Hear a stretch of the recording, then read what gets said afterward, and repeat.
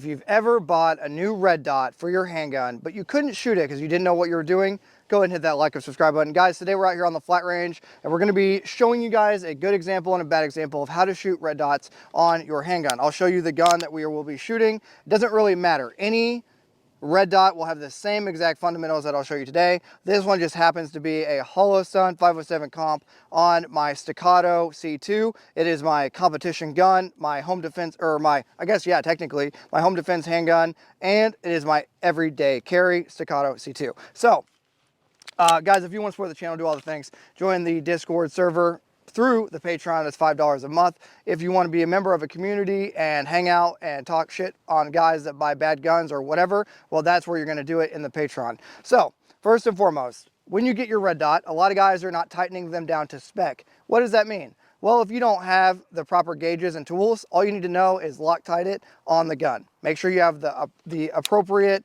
mounting plate. This one is an example of a Dawson precision mounting plate. Just make sure whatever gun you're using, you tighten it down properly. Okay, you're not monkeying it on there. Tighten it down properly and apply Loctite. That way the dot stays on target and stays on the gun appropriately, okay? Now, what a lot of guys are doing, and I'll just kind of show them. What a lot of guys are doing is they don't understand what an index point is. An index is just a proper grip. Once you establish a proper index or a proper grip on the gun, that will show you a whole new world. That'll show you a whole new world of handgun shooting. This is what a lot of guys are doing. They're drawing the gun and they're looking for the dot and they can't find it. That's because they don't have a proper index point. Now, this just happened with Nighthawk today on the range. I'm proud of you. I don't understand what an index point is. I don't understand. I'm gripping the gun right, but I can look at the gun, and typically if you cannot find the dot, it's low and left. It's because you have not developed a proper index on the handgun. So I'm gonna show you what I mean. One more time. This is what guys are doing. We'll say the beeper goes off. Beep. Maybe. Okay, they begin to bring the pistol up, but they have a weak grip and they're not looking at the target. They're looking at the dot, they find the dot, then they bring the dot on target. That is bad. That is stupid. You should not be doing that. You should be target focused, not dot focused. Another way I can easily tell if you are dot focused and not target focused, let's say I'm going to engage multiple targets. I find the dot, boom, and then I bring the dot, and then I bring the dot. That way I don't lose the dot. You see the difference? This is what you should be doing. Look at the target, dot's there, target, target, target, okay? You should be target focused, not dot focused. Now, dot occlusion can help that a lot. Typically speaking, for dry fire, if you tape up the front of your dot, now we'll just try to show them. If I were to tape up the front of this, you should still be able to see, I guess I'll aim it near a target. You should still be able, here, I'll actually aim it at the target. There you go. So if you want to get behind it, you should be able to see the target with the dot presenting itself near the target, right? I don't know if you guys will be able to see that, but that is the purpose of dot occlusion. Let's go live and we'll show them a little bit more, okay? So if you're confused so far, target focused, not dot focused. Stop trying to find the dot. Develop an index point, have a good firm grip. This is a good example.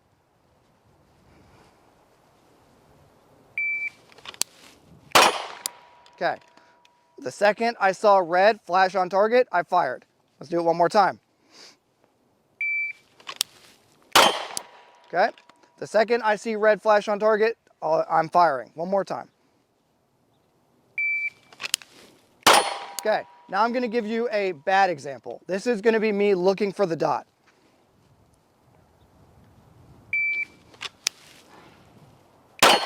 Okay, now, a couple things to note.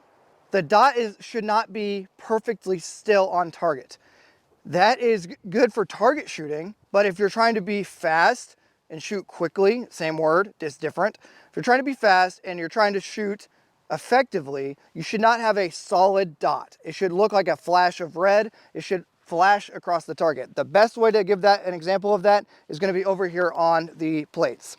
So we'll transition over to these 6 plates, right? 1, 2, 3, 4, 5, 6. So a standard plate drill, this is a good example. I'll show you what it would look like if I were to wait for the dot to be perfect, and then we'll go full speed on what you should do. So this will be a bad example.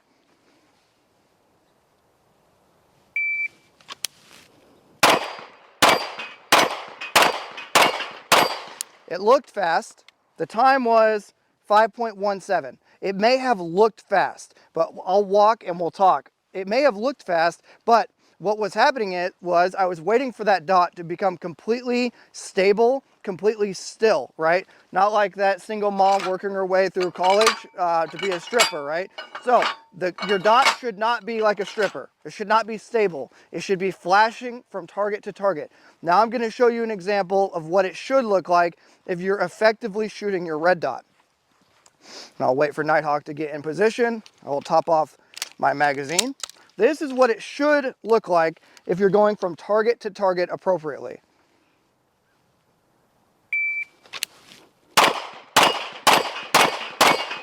Okay, time 3.96. Okay, now the reason why it was faster is because that dot was streaking across. Okay, the dot was streaking across from target to target. I wasn't waiting for it to completely settle down and grow up and get married in its 30s. I don't want it to be stable, right? I don't want it to be stable. So I do want a stripper dot. Does that make sense? I want that thing to be flashing across there like that stripper working her way through college for her medical degree. I'm gonna go ahead and reset the targets again, and I'll show you a bad example one more time, and then a good example one more time, and yes, this thing is broken. Super unfortunate for us, but it will still serve the purposes that we need. So I'll show you one more bad example, and then we'll go to a good example. Watch out behind you. You're about to run into the tripod, and then we will move on for another example. Make sure our gun is good. Okay, this will be a bad example.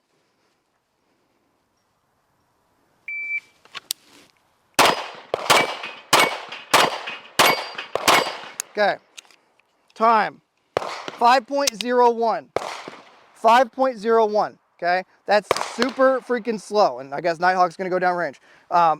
That's super slow, and the reason why it's slow is because I'm allowing that dot to completely stop and get a perfect, crisp little dot. That's not what we want, okay? We don't want the 30-year-old nurse that's already worked her way through college. We want the stripper that's still working her way through college that's flashing across the screen. That dot that flashes across the screen is gonna be the one that you want, okay? We'll show you a good example, and then I'll move on to one more thing that you need to know for shooting red dots effectively. Okay, good example.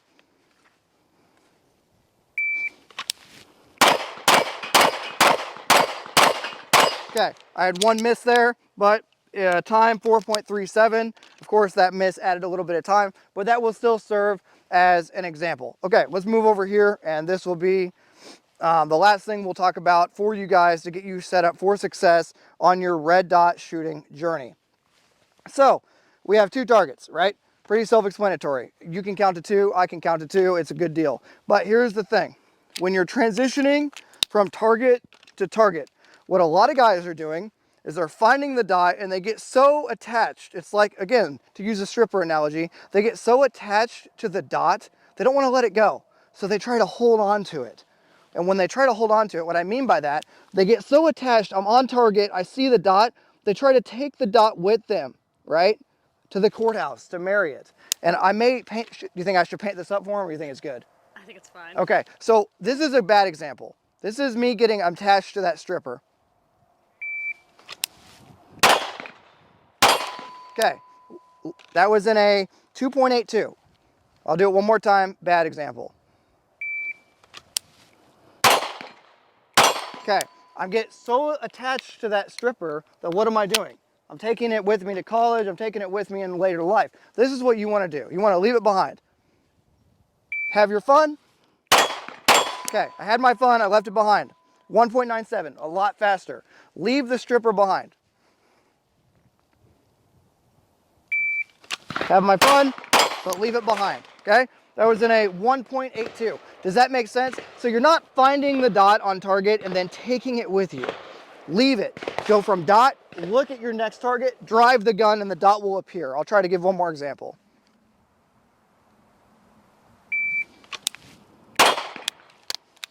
Okay, awesome. Some sort of strange malfunction has occurred with the staccato, which is awesome. Okay, let's make sure the staccato is not dead. It is getting a little bit dirty. Okay, there you go. So I'll give that example one more time. Okay, that is what you want to do as we drop bullets all over the place. Okay, last thing. Target focus, not dot focus. It kind of goes in line with the same sort of story where dude gets so obsessed with said dot that he doesn't want to look at anything else other than the dot. If you're looking at the dot, you're not going to be able to effectively engage follow-on targets, right? I'll show you an example from over here. Let's move over a little bit. So here's a good example. We have 4 targets set up here: the small plate, the E-type, the E-type, and the E-type. If I were to get target focused, this is what target focus would look like. Or as I was, this is what dot focus would look like. If I were to get dot focus and marry that stripper.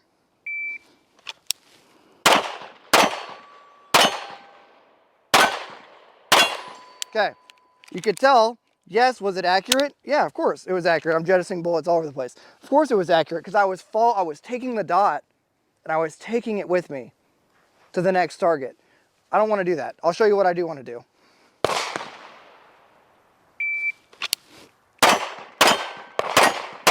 That's what you want to do. How much faster was that? That was in a 3.28. I don't know if I told you the first time. Doesn't matter. So, what have we learned here today? And Nighthawk, do you have any questions or like things that they might be thinking? Other than there's a lot of talk about strippers today. Yeah, I'm clearly where your mind is. Right. So, bottom line up front, you want to be target focused, not dot focused. You don't want to just stare at the dot ever. You just want to look at the target. The dot should never stop moving. Okay, that's where a lot of guys are making mistakes. They're getting the dot on target and they're letting it just sit there. No, it should be flashing across. So if you want to shoot an A zone, the dot should just flash as it gets in here. As the dot approaches, fire, and then it will hit the A zone. You don't need a movie. If you think of like what a red dot would look in a movie or a video game, that's not what it should look like. It should not look like a crisp little circle. It should look like a flashing, streaking stripper flying across your face, because that is exactly what your red dot, how it will perform, okay? All right, so I'll give one more example with, I guess, the targets here, and then we'll let them get out of here. This will be a bad example. Bad example of me being dot focused.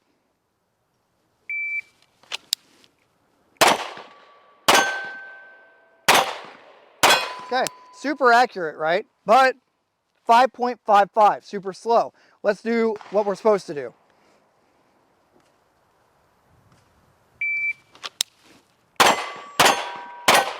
Okay, way faster, 3.41, because I'm letting the dot streak across the screen. Guys, if this was helpful, hit the like button, share it with a buddy that sucks at shooting red dot, and I will see you guys in the next installment of whatever I decide to rant about on the flat range. I'm gonna burn it down before you cut.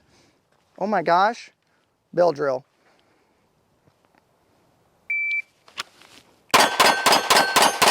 Okay, until next time, it's gonna be Trench Grenade and Nighthawk, your average red dot shooting enjoyers that your mom said that we have at home, signing out. Cheers. Wolverines!